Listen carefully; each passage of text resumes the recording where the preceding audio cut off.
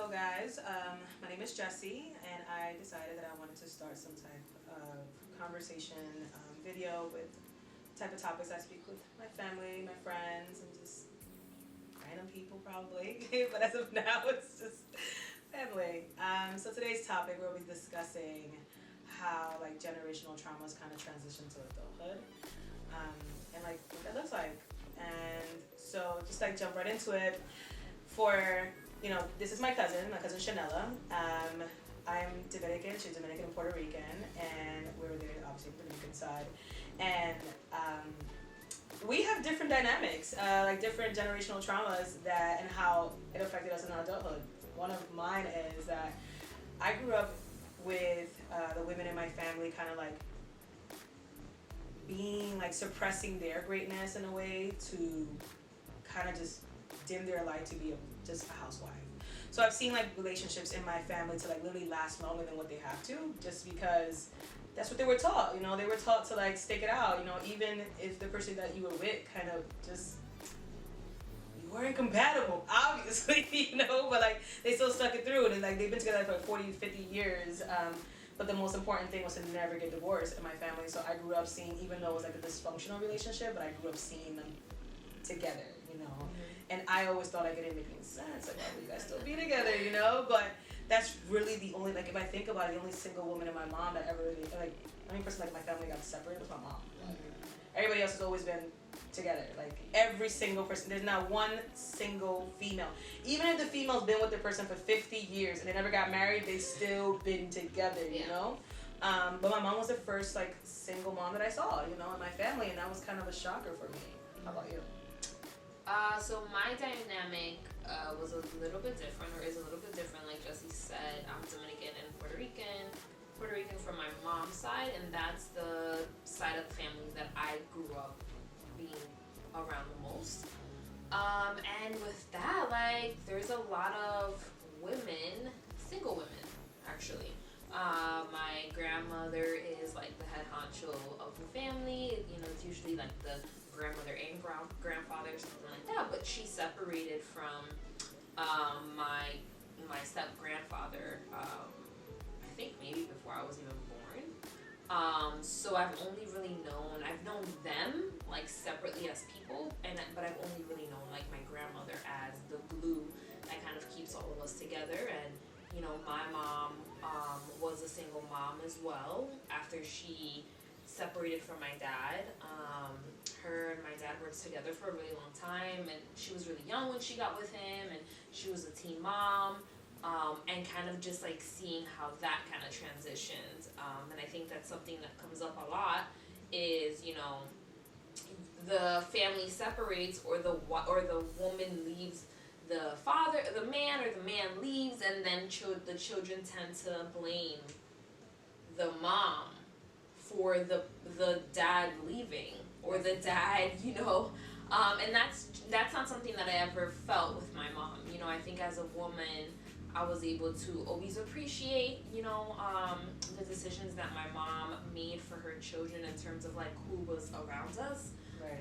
And I saw it, like I saw the dysfunction, and I saw the change from like who my dad was when I was younger versus as I was getting older, who he was becoming. Right. And I understood why my mom had to kind of like let that go, So I've seen single women my whole life actually, so it's different from you.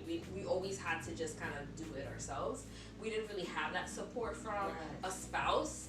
And we never really, because even when my mom was with my stepdad, she was still head honcho. Right, like she's on top, like she was on top. Yeah.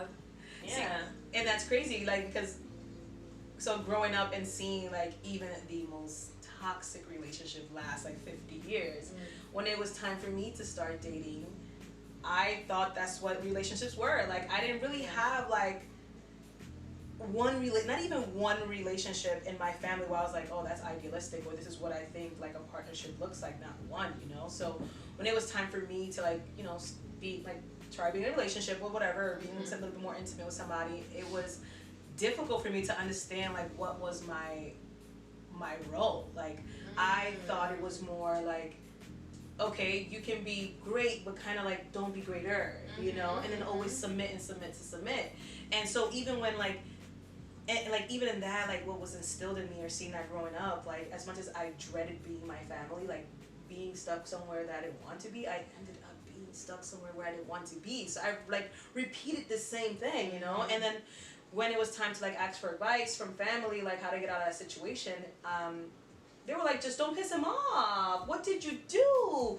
Just be nice. Come on, your guys' baby's gonna be beautiful. And at all this time in my mind, I'm like, okay, I'm guessing this is like what relationships are. So like, because I've never saw a functioning relationship, and like I didn't really like single, like my mom's singlehood like wasn't long. Like, and even when she was single, when my dad left, like I did blame her. Yeah, like 100% I blamed her. You know, I felt like I saw her demeanor throughout the house. I was like, I don't blame my dad for leaving. Like, she bugging, you know, she's wilding, you know, like her attitude and how she's not mindful or whatever, like in that aspect, and seeing that like transpire at home, I blamed her for many years, you know. Like I thought my dad was damn near Rolling Stone, like, Papi don't do no wrong, you know. So for me, it was like, yeah, I like kind of hold that grudge for a while. And then when she started dating, like, she just like picked all the men that like were like her. Like she was aggressive, so she picked aggressive men. So I've always seen abuse, like that being okay in relationships, like actually like a man putting like his hands on you or talking to you like you damn near belong in 6 Feet Under, you know. Like to me that was such a norm. So when I started dating and I did the same thing as my mom and I attracted somebody who I thought was a norm of, listen, like it was like, damn, Jess, like when I finally like sat down and reflect and look back, I'm like, you are your mother's daughter, you know. And then like seeing how long I stood in that situation, getting the advice from the family of like, just don't piss him off. Like, somebody has anger issues, that has nothing to do with me pissing you off. You just cause you know. So but I felt responsible, so whenever it was like I tried my best to be like, don't be so outspoken, you know, don't talk back. And it was like, oh, you know, like I didn't have a voice. You know, my confidence on the ground, self-esteem, like I thought like this is my life, like this is what's gonna be. Like I was told as a kid, like this is like what you're supposed to do, like get married, have kids, and be miserable, you know, because they never said what happens after marriage and kids or what happens in between. They just said marriage, kids. They didn't say healthy marriage, you know, and then bring kids to loving environments. It was just like marriage, kids. And it's like, so none of the emotional aspect really cares, more about like the status of being like I'm married, you know. So it created it was such a problem for me. Like I was confused, like, so coming across you, like, you know, when I was going through my domestic violence relationship, you know, whatever. Not whatever. Don't. It was a long time ago. Yeah, but don't downplay. I'm not trying to downplay. I'm over it, girl. But like being around you when I was going through like probably like the ends of it, you know, helped, because you know you would speak to me like why would you let this man like talk to you like that? And I'm just gonna be like, and my reply back to you never was rational. It was just like, you know, he's just upset. Like looking back now is like, how was that acceptable, you know? But to me it was such a norm. Like I'm telling you, the advice from like the grandparents to like the cousins to the great aunts was like, just don't piss. Yeah, and she's told me like she was bugging out, and I'm over here like, why does she feel so strongly? And now that we sit back and talk about it, like, there's not one. So like even now, like there's nobody in my family that kind of embodies like healthy, loving relationship, partnership. Like that's not. There's no such thing in my family. And I mean, I think that people will talk about like getting together and having kids and marriage and all that stuff, but like you mentioned before, they don't talk about like the healthy part of it. And you know, they don't talk about that being in a relationship is work. It's not like, oh, right, I always say this, like love is not a feeling, it's action. It's an action word. It's something that you have to show, and like after the butterflies and the, you know, all those other great feelings are gone because they don't last very long, then actually comes in, you got to put in the work, right? And most of the times, like parenthood, but that's a whole other conversation, but like relationships, your crap is gonna come up in the partner that you choose, right? And I'm like, tell me about it. right? And then you have two people that have their own traumas and their own experiences and their own life and their own everything. Right. Come together, and then there's no guidance on how to work through it. The guidance that they give you is, if you're a woman, oh, don't piss him off. Oh, well, why did he have to ask you? Right? It's just like downplaying, and then it makes you seem and feel like you're crazy. They're like gaslighting you. Right? Walking around with a lantern. And my experience was different growing up as opposed to yours, where, again, it was surrounded by women, and yeah, there was abuse. I didn't see it, but there was abuse earlier on, and in younger years of the women in my family and things like that. But something that my mom always instills in me that I'm always grateful for is, she just made it very like ingrained in my head, like, you don't let anybody sit here and put their hands on you. You don't let anybody sit here and talk to you any kind of way. You stand up for yourself. You respect yourself. You can do it, right? This very like women empowered like mentality. Although her and I have our own battles with our relationship and our own history that has impacted me in a negative way, in my own traumas with my mom, that was always something that she always instilled with me very much. It's just like, you don't let no man sit here and talk to you crazy, because that's what she had to go through, Wow.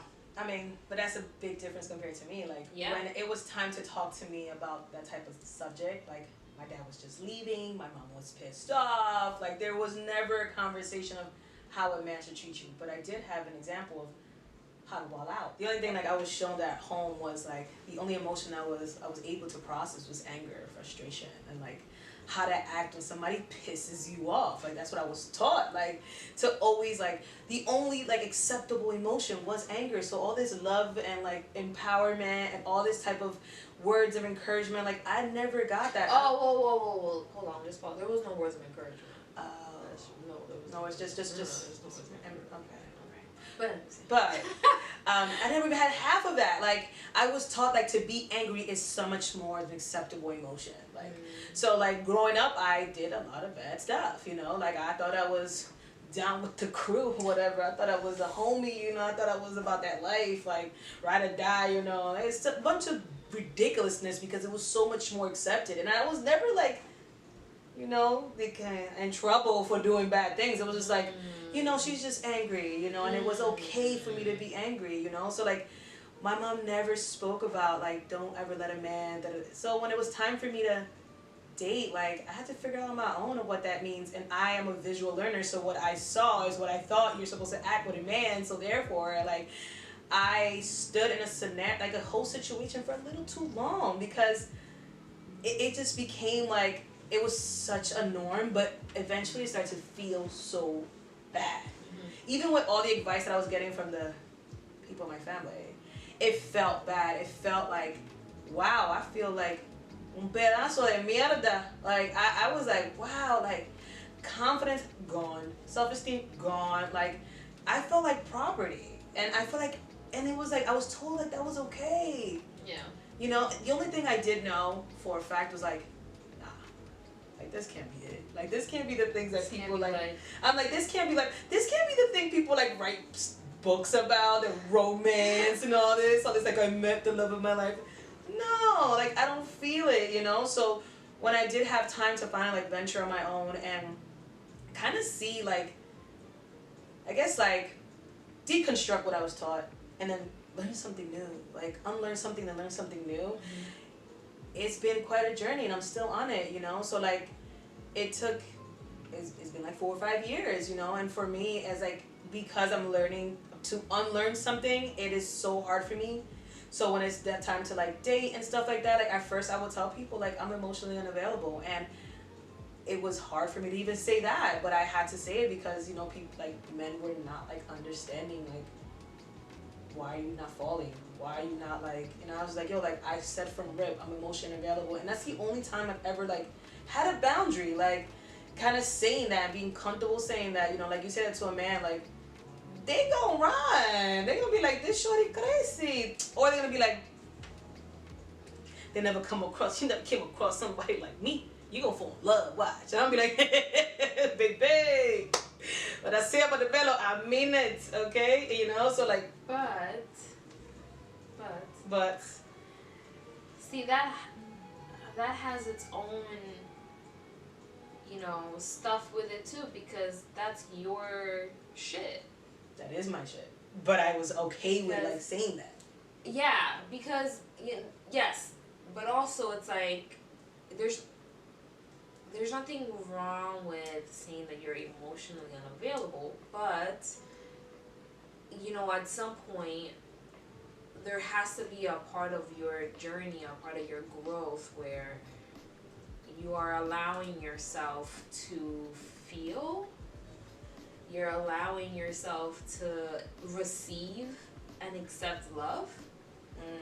You know, that was something that I always struggled with, because I had this, you know, this very go-getter, this very I can do everything on my own, this very much I don't need anybody kind of mentality, right? That became lonely because I put up a wall between myself and anybody that wanted to receive, that wanted to give me love. And it's still something that I'm unlearning now in my partnership that I'm, you know, that I'm in. I'm just accepting the love. And I think, and being vulnerable and being okay with being vulnerable, because being vulnerable is a beautiful thing. Right. And for so long, society told us something separate. They told us something separate, that being vulnerable was, you know, you were in your feelings, or you're so emotional, you're so sensitive, you're so all this other stuff. But being vulnerable is beautiful, and we have to learn, right? We have to unlearn, and now also something that we should all be learning is how to receive love and feel good about it and not feel guilty. Because then you add the guilt to it, like, well, how can this person love me? Why is this person loving me? I don't deserve to be loved. I deserve to be spoken negatively to. I you know, I deserve for someone to hit me or to speak, you know, bad on my name and stuff like that, right? Because that's what was modeled to you. So that's something that you feel is normal. Like, whatever it is, you know, and everybody has their own different dynamics of what was modeled to them, but it's like, you have to open yourself up at some point, because if you want to be happy, and it doesn't have to be like, whatever, maybe you're not in a relationship with somebody, but you have to, at some point, you have to be willing to let somebody in at some capacity. So, okay, so like, okay, so going back and to it that. will remain genderless. No, so like, and I guess like that's what the time of being alone and why it was so important to me. And it's like not an emotionally available and not ready to receive. It's just like, I need time to deconstruct that. Like that was instilled for years, you know, and what that looks like in my adulthood and how it transpired and in my face and how it like affected me. So it's not like I was like unavailable and I wasn't willing to open. It was just like, I gotta process that because that was heavy. And that's something that was like, I literally believed that was the norm, you know? So like, and it wasn't like I'm unavailable and there's no possibilities. Like just right now, I'm like, I know this is where I'm at in my journey. And it's important for me to unlearn that. So in case when I am ready to open up, I don't attract the same thing. Of course. You know, and it's happened to me where I decided like, you know what, let me try. And I wasn't really like ready, you know, because I was like, to me it was like, okay, I thought I unlearned it, and then like when it manifests again in my face and I saw it, I didn't back down. I was just like, oh, hi Negative Nancy, welcome back. You know, it was like so welcoming, but yet it felt so heavy. And I was like, and it was like literally one side talking to it. It was like an internal battle. It was like, Jesse, you don't see the red flags. You don't see them? Like, you don't, and that happens to me a lot, and which is why I tend to like go back to like, gotta go back in that process. I'm obviously not done with that journey. But no one is ever done. I'm not done in my journey. Right. It's a journey with no end. There isn't like an end where you're just like, oh, I'm done unlearning everything. I'm done healing from all my traumas. I'm done. I'm good. Like, that's it. There's nothing else. There's nothing else to process. No.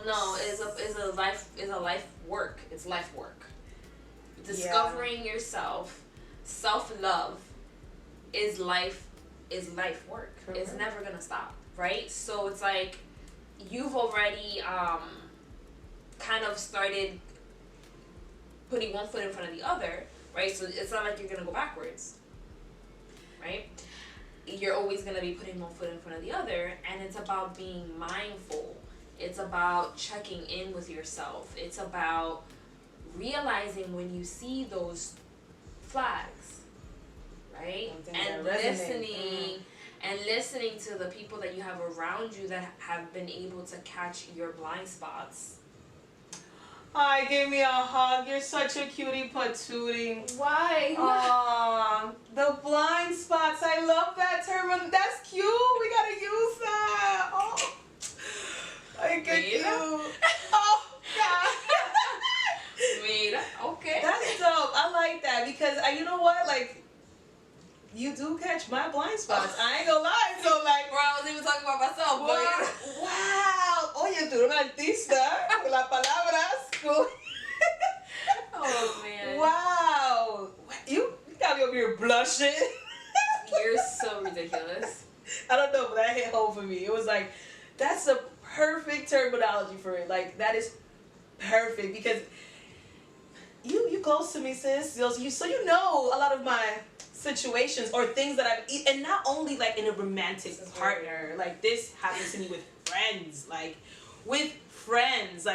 and mainly with friends.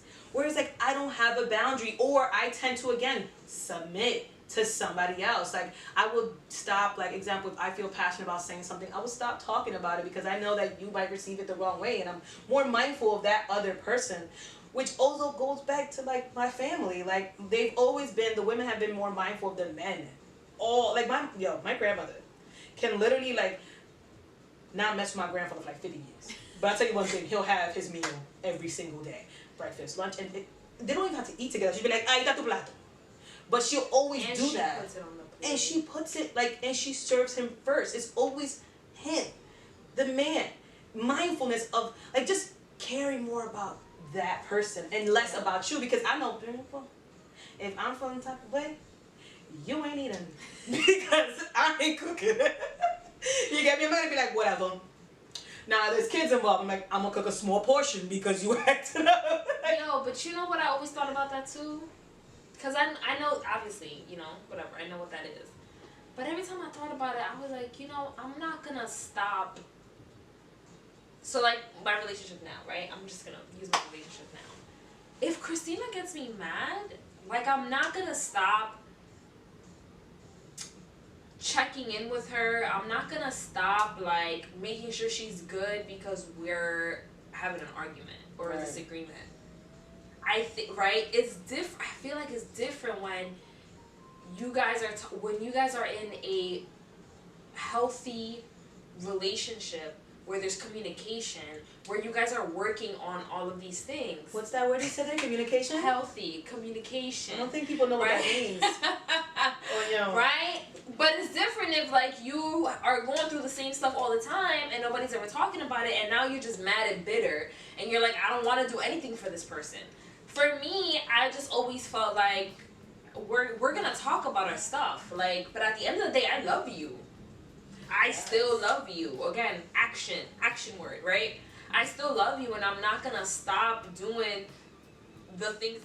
Love is an action word, and just because you are in, kind of a little bit of a rut with your significant other, I don't feel like you should take it out and be resentful.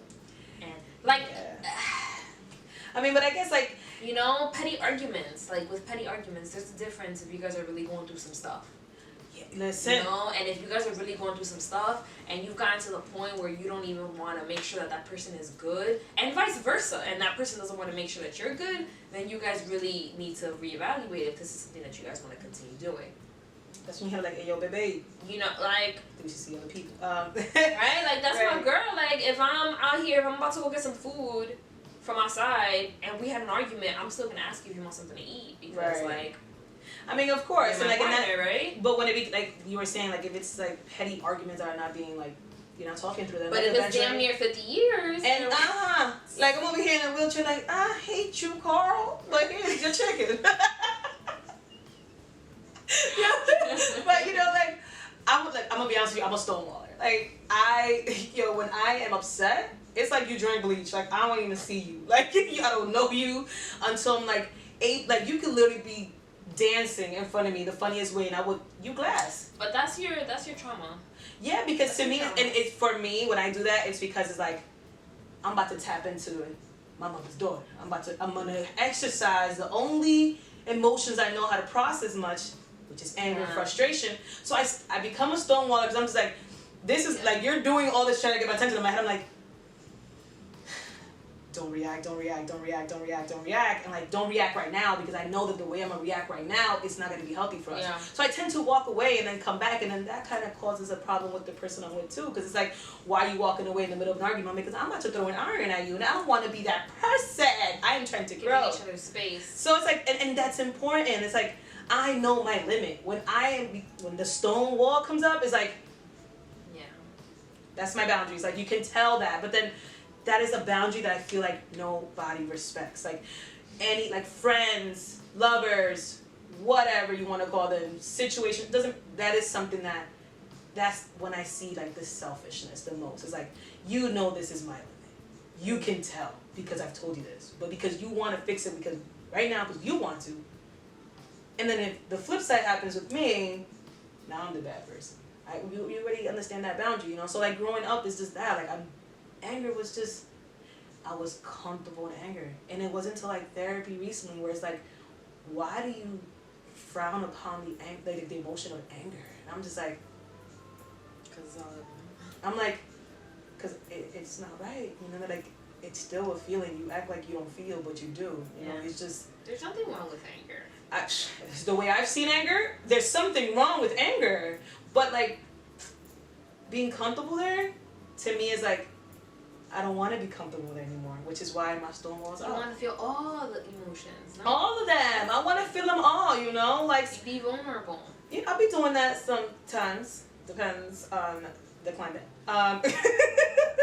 But that's going to end our conversation here. I love you. You're awesome. I love you too. And I appreciate you getting my blind spots because, baby be blind. I'm trying to work on these traumas, you know what I'm saying? But thank you for watching.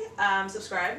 And if you're down to jump into any of these conversations one day, just hit me up at any of the social medias. And let's do this. Let's talk about something. Bye, guys. Bye.